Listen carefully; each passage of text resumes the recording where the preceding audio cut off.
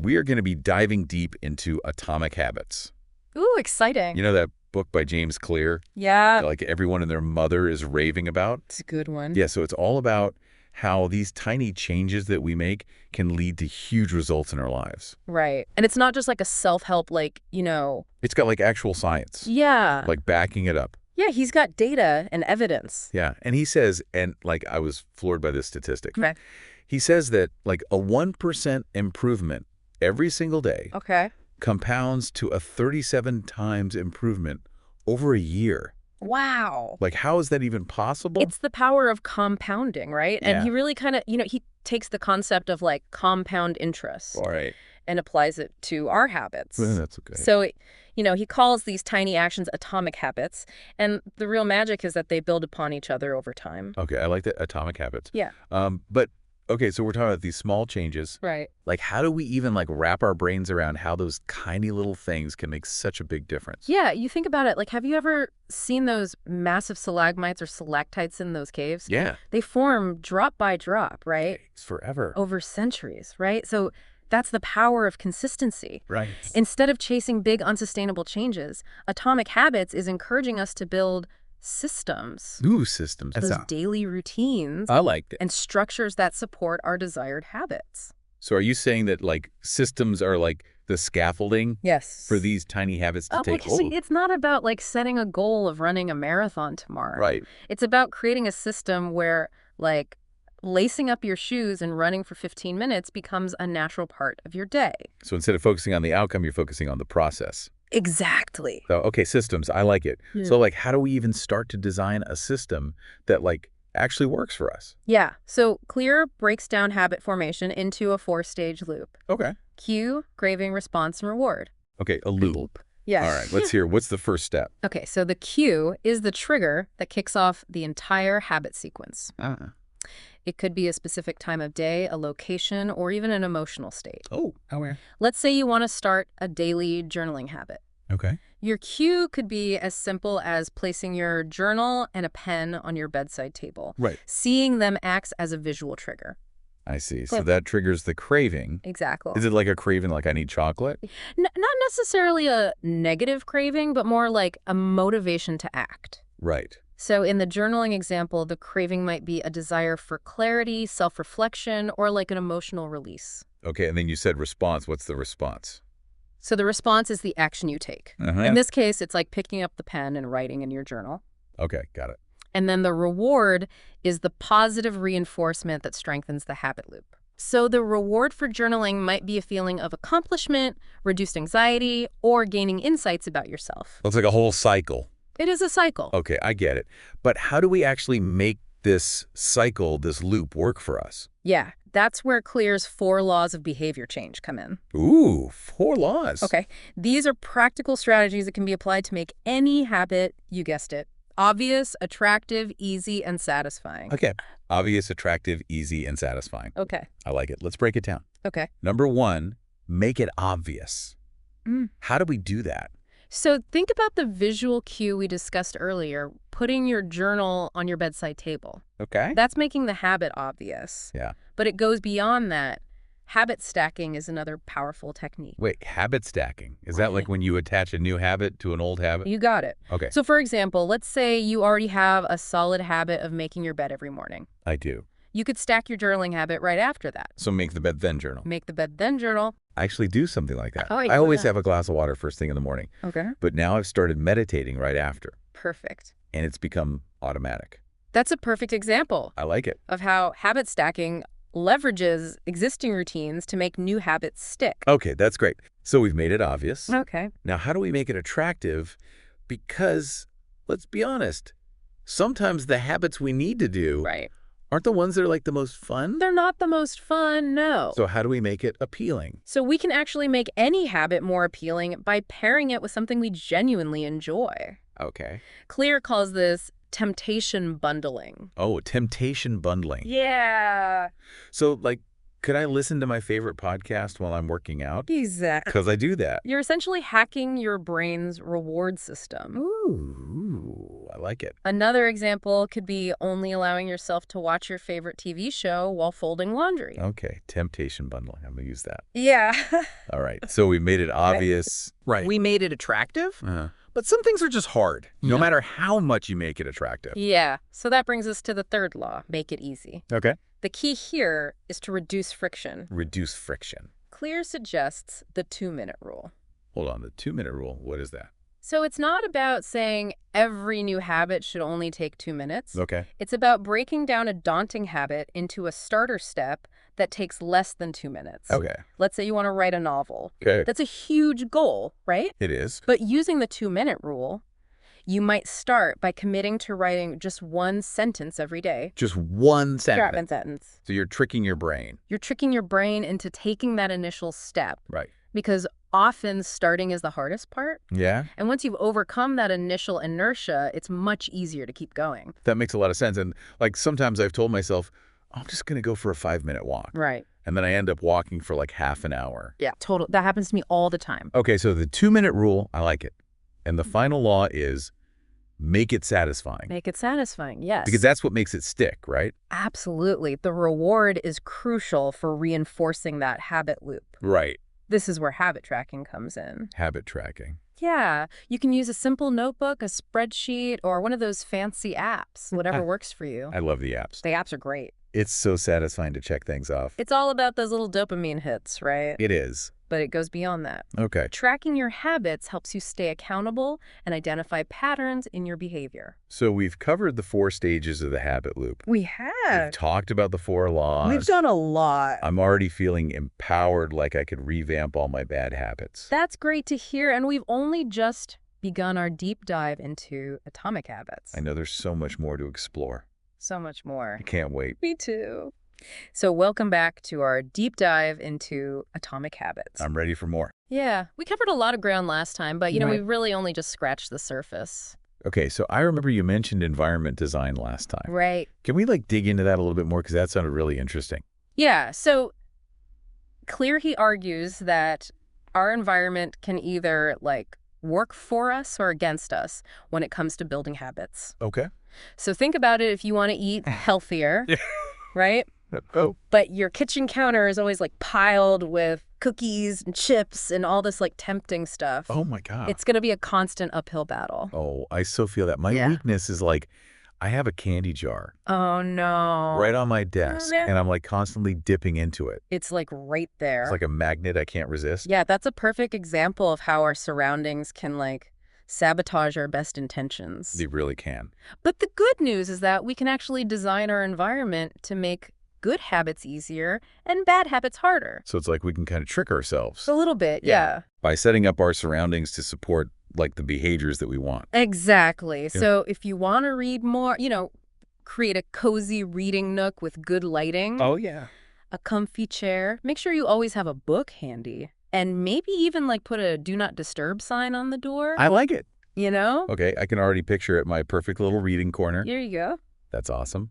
But what about habits that are tied to a specific location? Okay. Let's say going to the gym. Right. I can't really redesign the gym, can I? Well, you can't redesign the whole gym, Right. but you can still optimize your personal environment within that space. Okay. So maybe you always choose a treadmill near a window with a view. Okay. Or, create a killer workout playlist that really pumps you up. Yeah, I have one of those. Right. So it's about finding those little tweaks Right. that make the experience more enjoyable and motivating. So it's creating those positive associations. Exactly. And on the flip side, we can make bad habits less appealing by making them invisible or difficult. So if you're trying to cut back on social media, delete those apps from your phone, or at least bury them deep in a folder where you don't see them all the time. Out of sight, out of mind. Exactly. I like it. Yeah. It's funny how these seemingly small adjustments Right. can make such a big difference. They really can. And, speaking of making things difficult, let's revisit that 2-minute rule. Okay. Remember, it's not about limiting your entire habit to 2 minutes. Right. It's about finding that tiny starter step that gets you moving in the right direction. But how do we know when to push past those 2 minutes? Yeah. Because it seems like we could get stuck in a rut of just doing the bare minimum. That's a great question. So the 2-minute rule is really about overcoming that inertia. Right. Once you've started that 2-minute action, Yeah. you'll often find that you naturally want to continue. I see. So think about those times you talk yourself into just like a 5-minute walk, and then you end up going for half an hour. It happens all the time. It's like once I get going, I just keep going. Exactly. And that's the beauty of this strategy. It kind of plays on our natural tendency to want to keep going once we've started. Okay, the 2-minute rule. I'm going to remember that. So we've talked about making habits obvious, attractive, easy, and satisfying. We have. But there's this whole element we haven't really talked about yet, Okay. which is like identity. Yes. And this seems like a pretty big piece of the puzzle. You're right. So this is where Atomic Habits really gets into the psychology of change. Ooh, I like it. So Clear argues that true transformation happens when we focus on identity-based habits Okay. rather than just outcome-based goals. Identity-based versus outcome-based. Exactly. So it's not just about wanting to lose weight. Right. It's about becoming the kind of person who prioritizes healthy choices. So it's about aligning our actions with the person we want to become. Exactly. Think about it. If you identify as a runner, Okay. you're much more likely to lace up your shoes and hit the pavement even when you don't feel like it. That's so true. Because if you see yourself as a runner, Yeah. then you're going to go run. You're going to go running. Okay, so how do we shift our identity? Because that seems kind of deep. It's deep. Like, how do we actually do that? So it starts with small wins and consistent actions. Okay.